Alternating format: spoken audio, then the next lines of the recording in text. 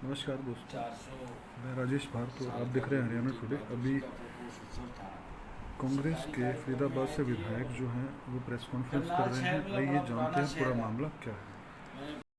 मैंने जिंदगी की व्यापार कहें बहुत अच्छी यादें जुड़ी हुई हैं शहर से। और इस कोरोना के बाद एमएलए बनने के बाद आना जाना बंद ही था। लेकिन हमारी शमशेर भाई से बात भी नहीं की, चाय भी पीने आएंगे इसी सिलसिले में कि हम बात करना लाए और उसके साथ साथ आपके साथी लोगों से वार्तालाप का भी मौका मिला।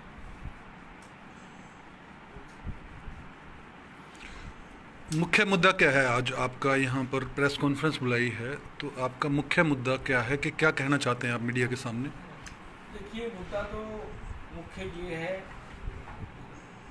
कि आज जो भी आप रूप देख रहे हैं, चाहे मैंने बिना सिले हुए कपड़े पहने हैं या मेरे पैरों में जूते नहीं हैं, नंगे पैर हैं, कि हमारे यहाँ एक नहीं अनेक घोटाले फरीदाबाद में ऐसे हुए कि काम की एक ईंट नहीं लगी, 250-250 करोड़ की पेमेंटें हो गई। 5-5 लाख के ठेके को इन्होंने 2 करोड़ रुपए तक बढ़ा के कर दिया। 100-100 करोड़ के ठेके काम चालू होने के बाद स्कोप भी बदल दिया, स्पेसिफिकेशन भी बदल दी। उसके बाद हमारे यहाँ एक प्राइवेट प्लॉट था, उसके अंदर किराएदार बैठे हुए थे। उन किराएदारों को सरकारी जमीन पे एडजस्ट कर दिया। इन सब चीज़ों को लेके मैंने विधानसभा की कमेटी में भी आवाज़ उठाई, डिपार्टमेंट की इंक्वायरी कराई, विजिलेंस की इंक्वायरी कराई। उसके बाद मैंने सरकार से एक ही बात पूछी, मैंने कहा साहब आप ये बता दो कि आप भ्रष्टाचार में चूजा को भी अंदर कब देंगे? तो मंत्री जी कहने लगे मैं टाइम बाउंड नहीं कर सकता। मैंने कहा कि टाइम बाउंड हम कराएंगे, जब तक आप ये काम नहीं करोगे हम अपने फ्रंट पे कायम है। ना पैरों में जूते चप्पल पहनेंगे, ना सर पे सिले हुए वस्त्र धारण करेंगे, कफन वाले कपड़े पहन के चलेंगे। आज लगभग 1 महीना हो गया, हालांकि जांचें विजिलेंस को दे दी, FIR दर्ज हो गई हैं, परंतु इस सरकार ने, मैं ये समझता हूँ, विजिलेंस डिपार्टमेंट का भी मजाक बना दिया। पहले सरकारी मुलाजिम के मन में डर होता था कि यार मेरी विजिलेंस इंक्वायरी ना हो जाए। मैं ये नहीं कहता कि घटना होने से आप रोक सकते हो, घटना होने से कोई नहीं रोक सकता। सरकार का चाल चरित्र क्या है ये पता हो लगता है आपने घटना होने के बाद एक्शन क्या लिया। पहले वो आज किसका है जी, पहले प्लाट था किसका? प्राइवेट आदमी का, नीलम बाटा रोड पे किराएदार बैठे हुए थे, उसमें कबाड़ी मार्केट के नाम से जानते थे, प्राइवेट लोग थे।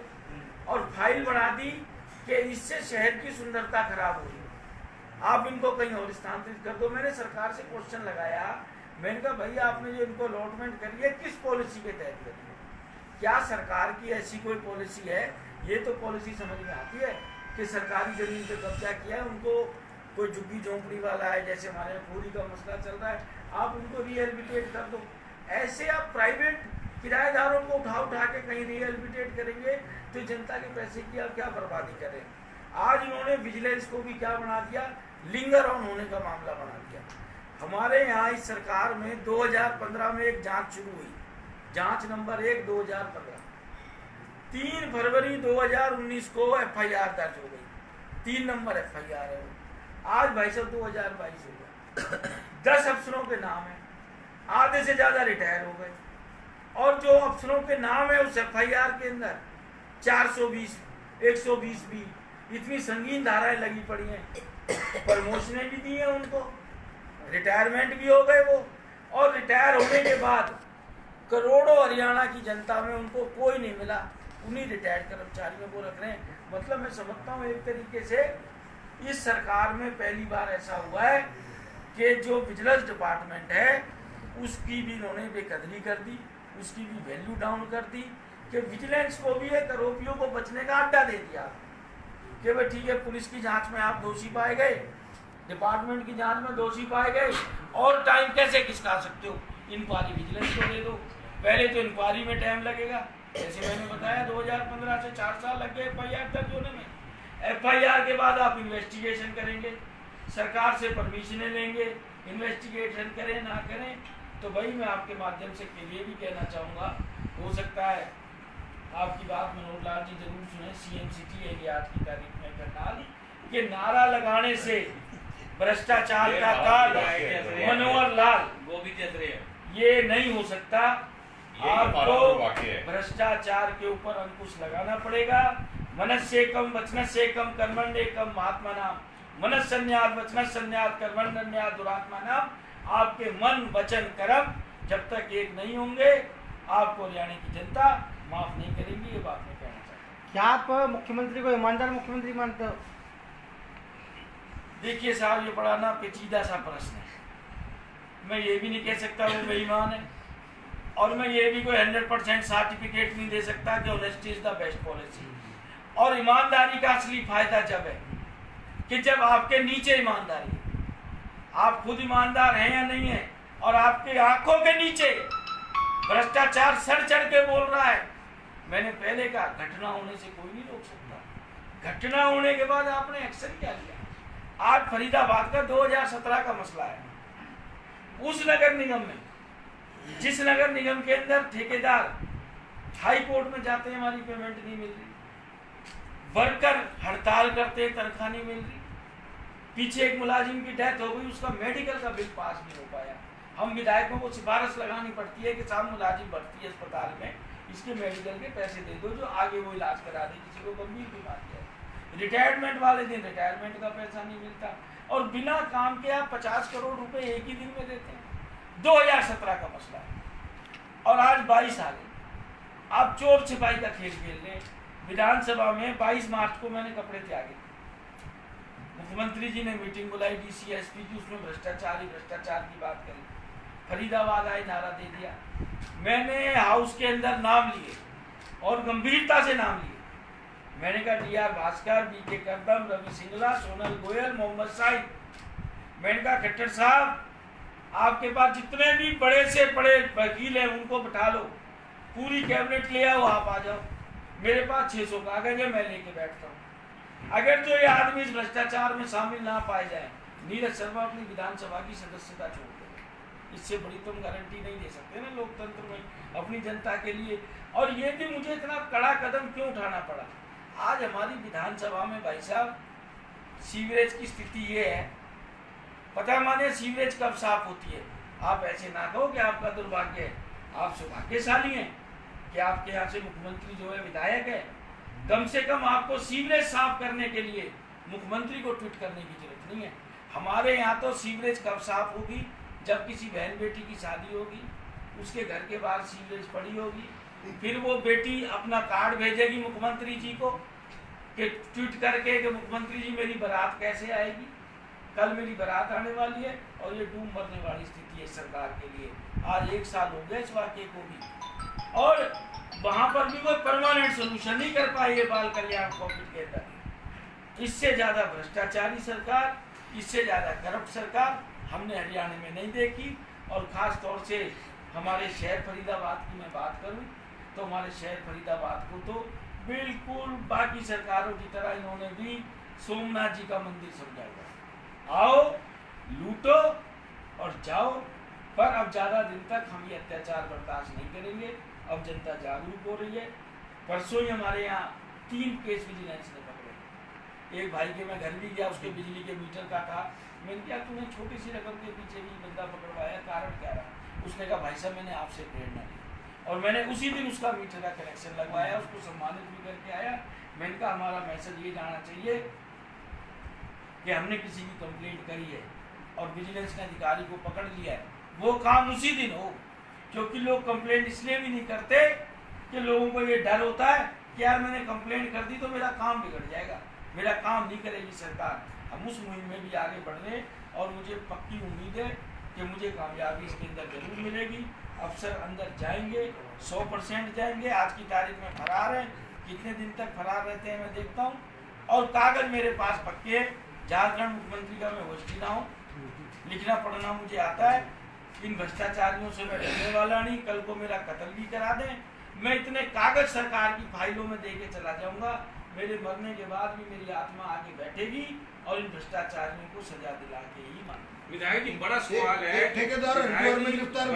है, बड़ा सवाल है कि आपने करनाल को चुन लिया और करनाल के बारे में जाना नहीं।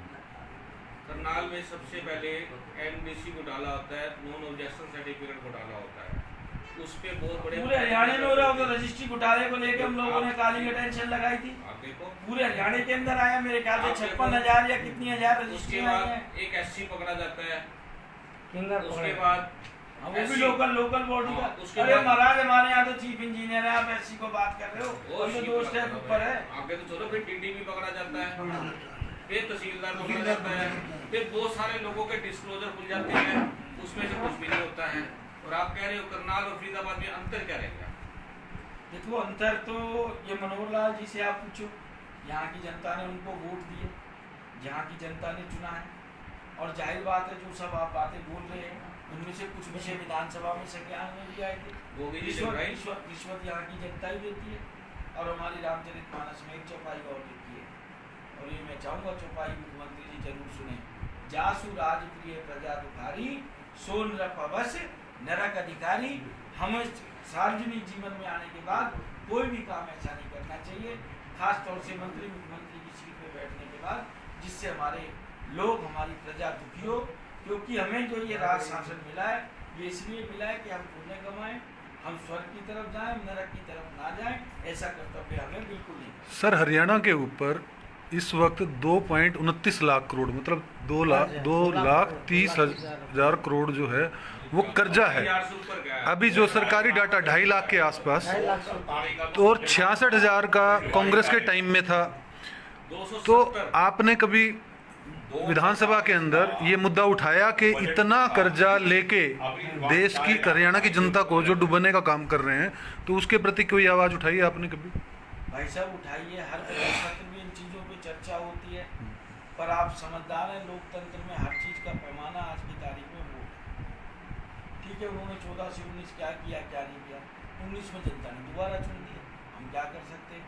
हम तो जनता को खूब समझाते आए थे 19 के अंदर भी कि भैया ये गलत सरकार नहीं बन रही है, पर हमारे प्रदेश की जनता होगी पागल उस समय तो 75 पार फिर भी बैसाखियों पे बनी। लोकतंत्र क्या कर सकते हैं भाई साहब, जनता के तो जो मैंडेट है उसका मान सम्मान आपको करना ही पड़ेगा ना।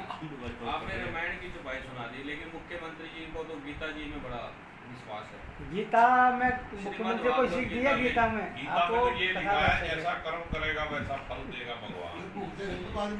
कभी भी कृष्ण भगवान झूठा नहीं हो सकता। मैं तो एक बात जानता हूँ जी, पहले तो रामायण आई होगी, राम जी आए, बाद में कृष्ण जी आए, और रामचरितमानस के अंदर ऐसे बहुत से उल्लेख हैं जिनसे आपको ये संज्ञान भी मिलेगा कि प्रथम जन्म राम जी का है, दूसरा कृष्ण जी का। मैं राजनीतिक बात भी खत्म कर दूंगा क्योंकि मैं खुद राम कथा करता हूँ। जब राम प्रभु वापस आए अयोध्या में, लेकिन आज तो आप भ्रष्टाचार कथा कर रहे हैं। अब तो राम जी में तो आने दो, कृष्ण जी में भी तो आप लेके आए हो ना। एक तो जो बाली वध था, जब बाली का वध हुआ, श्री राम प्रभु ने पीछे से तीर मारा, तो अगले जन्म में जब कृष्ण जी की मृत्यु हुई तो वो बाली ही था, का भेड़िया बना हुआ। उसके बाद जब केकई माँ राम जी वनवास काट के आए पूरा, तो उन्होंने कहा कि भाई सब लोग मेरे को दृष्टि से देख रहे हैं, तो राम प्रभु ने कहा कि माता सब मेरा ही किया हुआ है, ये मेरी ही लीला थी, मैंने मानव योनि में जन्म लिया, ये सब काम करें। तो उन्होंने कहा माता चाहो आप क्या मांगते हो? तो केकई माँ ने कहा कि पुत्र अगले जन्म में तूने मेरी कोख से जन्म लिया, मैं सौतेली के रूप में नहीं आना चाहती, सती के रूप में आना चाहती हूँ। तो राम प्रभु ने कहा कि माँ जन्म तो मैं ले लूँगा, पर कौशल्या माँ का दूध बहुत प्यारा लगा, दूध नहीं पीऊँगा। तो आपने देखा जब हमारे कृष्ण भगवान धरती पे आए, पैदा कहीं हुए और दूध दूसरी माँ का पिया। तो इसलिए राम जी के बाद ही कृष्ण जी आए। चाहे आप गीता की बात करें, चाहे रामायण की बात करें, सबका ध्येय एक ही है कि हमें हमारी प्रजा को कष्ट नहीं देना चाहिए, हमें कोई ऐसा कार्य नहीं करना चाहिए जिससे हमारी जनता दुखी हो, हमारी जनता को कष्ट पहुँचे। और तीसरी बात मैं अंत में सिर्फ एक बात कहना चाहूँगा कि थोड़ी से बात नहीं बनेगी कि भ्रष्टाचार का काल मनोहर लाल जो सदैव रखे भ्रष्टाचारियों का ख्याल, क्योंकि आज भ्रष्टाचार इतना बड़ा कोड हो चुका है हमारे शहर में, हमारे हरियाणा में। जो आपने करोड़ कर्ज की बात की ना, फिगर तो मुझे नहीं पता बाबू जी, 1 साल हरियाणा भ्रष्टाचार मुक्त हो जाए, रिश्वत का लेन देन खत्म हो जाए, मैं कह रहा हूँ कर्जा सारा 1 साल में खत्म हो जाएगा। और आज जो मैंने बात कही आपसे कि सीवरेज साफ कराने के लिए क्या सीवरेज में फंटी मारने का काम मुख्यमंत्री का है, पार्षद का है? उस बेटी ने पार्षद को भी कहा होगा, मुझसे भी कहा होगा, मेयर से भी कहा होगा, हमारे जिले में सरकार में भी मंत्री हैं, केंद्रीय मंत्री भी हैं, सब तक गुहार लगाई होगी, अंत में मुख्यमंत्री तक पहुंची होगी। ये सरकारी अफसर घर जा जाके पूछेंगे, बाबूजी आपकी सीवरेज साफ कर दें, पीछे 2 बच्चे मर गए हमारे सीवरेज के ढक्कन न होने की वजह से। एक एक घर के आगे अफसर बैठ जाएगा। क्यों भ्रष्टाचार की इतनी लीकेज है? पहले कभी सुनते थे कि 5% लीकेज, 10% लीकेज, अब तो भाई साहब लीकेज ही लीकेज है। 250 करोड़ तो एक ही बंदे को दे दिए और एक ईंट नहीं लगी है मौके पे। तो ये सरकार भ्रष्टाचार के कंठ में डूबी है। या तो सरकार अपना व्यवहार बदले, नहीं तो भैया 2 साल और बच गए, सदा मदाराज तो किसी के रहे नहीं। ये हरियाणा की जनता अपने आप इनको रास्ता दिखाएगी और अच्छा और बढ़िया राज चुन के। शर्मा जी, हुड्डा राज और खट्टर राज में क्या अंतर पाते हैं आप? आपने दोनों राज देखे, तीनों राज ही देखे, हुड्डा राज और खट्टर राज में क्या अंतर पाते हैं? हारे को हर नाम है। हाँ, हमारे पिताजी भी उस सरकार में मंत्री थे। हाँ, हाँ, हाँ, जाहिर बात है कुछ ना कुछ कमियां रही होंगी। जाहिर बात है कि कुछ ना कुछ कार्य हमसे ऐसे रह पाए होंगे कि जो हम जनता के अनुरूप नहीं कर पाए। तो उस राज की तो बात ही करने की कोई जरूरत नहीं। नहीं, लोकतंत्र है। दोनों में क्या अंतर है? उस समय ज्यादा भ्रष्टाचार था या इस समय ज्यादा भ्रष्टाचार है?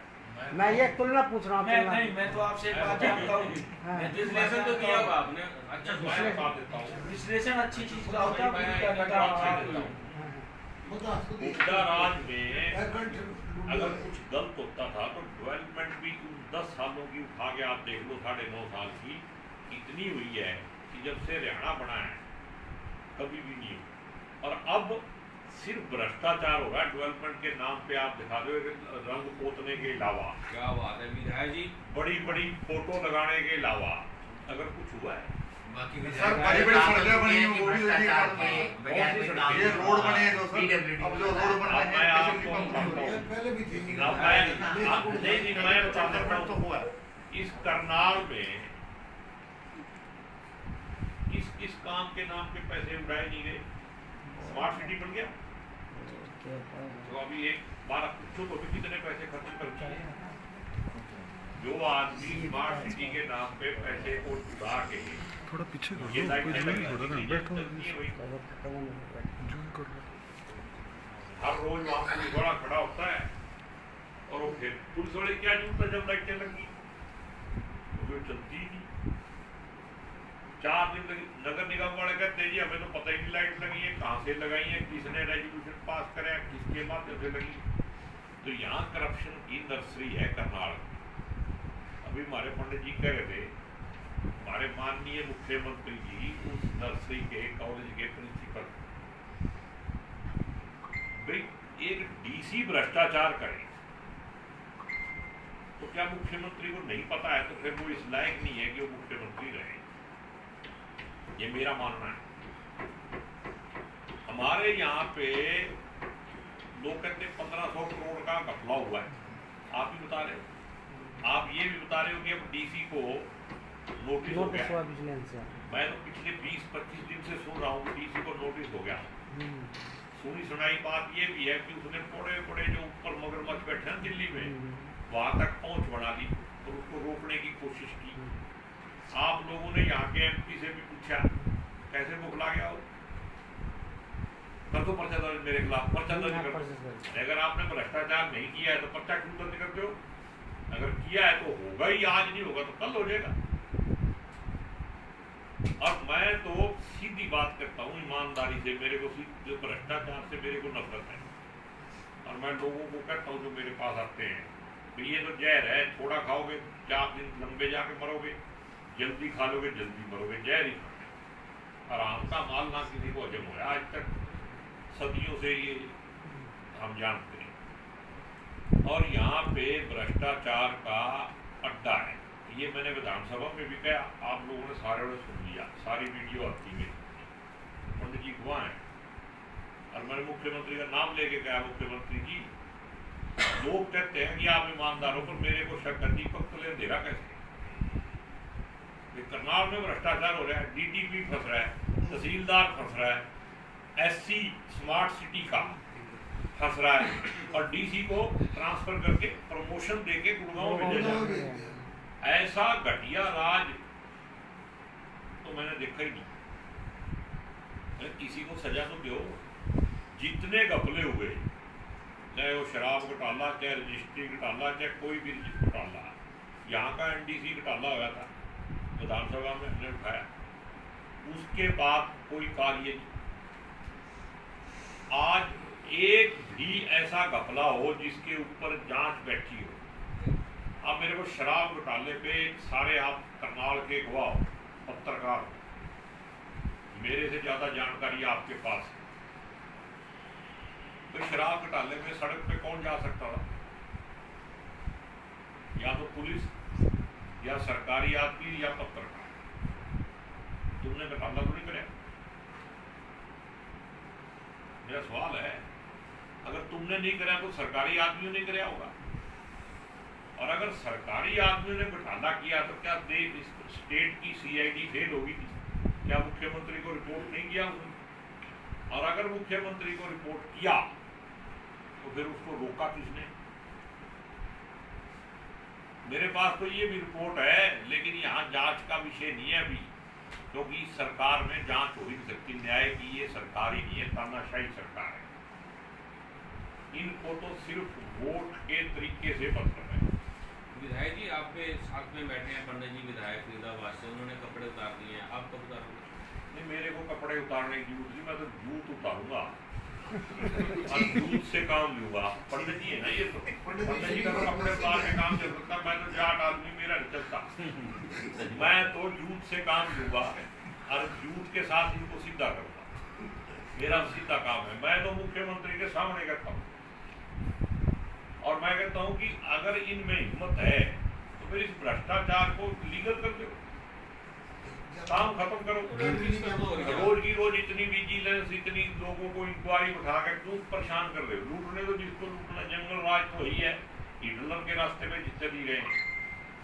इस देश का नाश करने का ठेका अगर किसी के पास है तो वो आरएसएस के पास है। और राम जी जैसा नाम लेके जिसको दुनिया पूजती है, उसका नाम बदनाम करने का भी ठेका किसी के पास है तो वो आरएसएस है। इस देश में नफरत अगर कहीं से फैलती है तो उसकी नर्सरी नागपुर में आरएसएस है। ये जो सारा सिस्टम खराब हो रहा है देश का, मैं कहता हूँ कि हमारी संस्कृति खराब हो रही है। आप जितने लोग हो, आप में से जो बीजेपी में नहीं है वो देशद्रोही है। जी बच गए। जो बीजेपी की तरफ नहीं है ना, यस सर, वो देशद्रोही है। आपने पंडित जी से पूछा भी, आप पंडित जी ने बताया भी आप पानीपत से आए। आप मेरे से पूछो कि मैं क्यों नहीं गया वहाँ? बताओ ना। हाँ जी, बताइए आप भी। आपने जी, आज गए नहीं। आंसर नहीं दिया। मेरे को आज तक गुरु तेग बहादुर के, मैं आपको अगर स्टोरी थोड़ी लंबी है बात, गाड़ी कौन सा फिर सुनाऊंगा। अब भाटिया जी मेरे को फोन करते हैं। आप गए भी थे वहाँ उस दिन डेरा कारसेवा में? एक मिनट जैसा मैं बताऊंगा, देखो बोलता जी, जी, जी। मैं अपनी पार्टी के बारे में भी सच ही बोलता हूँ। सही बात। ऐसे ही मैं बता रहा हूँ, तो मेरे कर्तव्य मिलना है। तो मैं यहाँ से जा रहा था। भाटिया जी एक एमपी है हमारे यहाँ, संजय भाटिया, जिसके पोस्ट लगे हुए, मतलब हाँ, गुमशुदा की तलाश के है ना। तो मैं जा रहा था, बोले कहाँ मिलोगे? मतलब रेस्ट हाउस मिलते हैं। मैंने सन की तरफ जाना था, तो रास्ते में मिले, बोले भी ऐसे ऐसे प्रोग्राम है और मैं आपको बताऊंगा, मीटिंग करनी मुख्यमंत्री की है। ठीक, समय निकल गया। इन्होंने 9 तारीख की मीटिंग रखी। अब जैन साहब, मैं ईमानदार से बता रहा हूँ, मेरे को नहीं पता था, मैं असम से आ रहा था। अच्छा। तो मैं 2 बार कार सेवा डेरे गया। वहाँ बाबा सुखा सिंह जी है, मेरी उनकी मुलाकात की। तो मैंने वैसे ही अभी 5-1 बजे थे, थोड़ा जल्दी आ गया मैं। तो मैंने ड्राइवर को कहा, मैं जरा कार सेवा के डेरे की तरफ मोड़, अगर बाबा जी होंगे तो चल देखते चलते। तो मैं वहाँ चला गया। मैंने देखा भाई, अंदर गया मैं तो 2-3 जो पुराने अकाली दल के एजेंट थे वो भी बैठे हैं बाबा जी के पास। मैंने कहा चुपचाप मेरे को देख के वो एकदम भाभी क्या करूँ, बोले जी कल यहाँ मीटिंग है। क्या एकदम क्या हुआ, डर गया आपको देख के? तो आप समझ गए सही बात है। सहम गए हो? कई बात से बिना कहे सब की जाती है। तो मैंने कहा भाई तुम गलत काम कर रहे हो, बाप हमारा और जन्मदिन कोई और मनाएगा उसका। मेरे को तो ये बात जची, वहां मेरे को भाटिया जी मिले, मैं गया उनके बुलाने पे नहीं गया था ना, मैं मीटिंग में गया। जो उन्होंने प्रचार किया बाद में भी गोगी भी आया था, प्रमोचन को भी फोन किया कि गोगी भी सवेरे आ रहा, तू भी आ। लोचन तो मिठाई का डब्बा दे के आया। चलो वो एक अलग बात है, कुछ काम किया होगा, कुछ लिया दिया, मतलब वो मेरा नहीं लेन देन। तो लेन देन जा रहा मेरे को कहते ओ हो मेरी मुख्यमंत्री से भी बात हो गई थी, मैं तो आपको भाई साहब फोन करने ही वाला था, ड्रामा देखो। और चांस अगर मैं सामने पड़ गया तो फोन करने ही वाला था, और मेरे को मूर्ख समझ रहे, बोले सवेरे आना। क्यों आऊंगा मैं? अब भी मेरे को हर कोई भी सरकारी बात होती है तो उसकी चिट्ठी आती है, मेरे को कार्ड नहीं भेजा। एक फोन आया मेरे को चंडीगढ़ से, ईमानदारी से बता रहा हूँ, वो बात सच्ची है, वो सच्ची है। एक राजू नाम का लड़का है, उसने मेरे को पीआरओ के ऑफिस से फोन किया। यहाँ एक आदमी आता है डीपीआरओ ऑफिस से, कहता है ये 20 कार्ड हैं और 20 पास हैं, ये आप लोगों को दे देना जिनको आप वहां लेके आओ। मगर तुमने मेरे को तो बुलाया नहीं। देखो तमाशा, मतलब राजनीति का गठियापन देखो आप। ये धार्मिक फंक्शन में हो रहा है, जहाँ सिर्फ वोटों के लिए मतलब गुरु तेग बहादुर की तरफ ध्यान दिया जा रहा है, वरना गुरु तेग बहादुर के तो ये मतलब पूरा देश रोज पैर धो पिए ना तो भी उसका कर्जा नहीं उतरता। लेकिन इन्होंने उसको भी राजनीति का मोहरा बना दिया। मैंने कहा भी मेरे को ना पास चाहिए और ना मेरे को कार्ड चाहिए। भाई मेरे को तो तुम इनवाइट नहीं कर रहे, पहले मेरा कार्ड तो जो भी बताएंगे कि ये आपका कार्ड है, आप वहाँ आमंत्रित कर सकते। ये हमारे पंडित जी हैं, इनको फरीदाबाद में कार्ड मिल गया और मेरे को करनाल में नहीं मिला। फिर मेरे को पूछते लोग ये आप जाओगे? बाबू मैं तो जिस दिन खुद सक्षम होगा गुरु तेग बहादुर का जन्मदिन में मना लूंगा। मेरा गुरु तेग बहादुर की तस्वीर में विश्वास नहीं है, उसके उपदेश में, उसके जो चरित्र था, जो उसकी कुर्बानी थी, जो मर्यादा थी, उसके अंदर विश्वास है। और मैंने तो जन्म ही उसकी गोद में दिया, तो मेरे को किसी सरकारी व्यवस्था के सहारे की जरूरत नहीं है। ऐसी ठगी जो राम जी के साथ कर रहे हैं वही आज के दिन वोटों के लिए गुरु तेग बहादुर जी के साथ कर रहे हैं। और ये तो मैं आपको दावे के साथ कहता हूँ, अगर आरएसएस रही और लोग इनके छलावे से बाहर नहीं निकले तो एक दिन कृष्ण जी और राम जी के नाम पे भी झगड़ा होना है। विधायक जी, ये बात लिख लेना आप मेरी। विधायक जी, मनोज जी पे विश्वास है आपका? कौन मनोज? मनोज लाल जी। नहीं, मनोज लाल अगर व्यक्तिगत हो, एज ए व्यक्ति मैं विश्वास कर सकता हूँ, एज ए सीएम तो ही जे जीरो। चलिए, शुक्रिया जी जी। Thank you. मनोज लाल जी अगर ये थे विधायक कर देंगे तो देख लेंगे भी क्या शमशेर सिंह गोगी जी और फरीदाबाद से विधायक नीरज शर्मा जी, जिन्होंने प्रेस कॉन्फ्रेंस के माध्यम सरकार पर सीधे सीधे भ्रष्टाचार के आरोप लगाए। और विधायक जी ने गुरु तेग बहादुर जी के जन्मदिवस पर भी आरोप लगाया कि पूरी की पूरी राजनीति कर रही है हरियाणा सरकार, वोट की राजनीति कर रही है। आपका क्या कहना है कमेंट के माध्यम से जरूर बताइएगा। इस वीडियो में इतना ही। जय हिंद, जय भारत।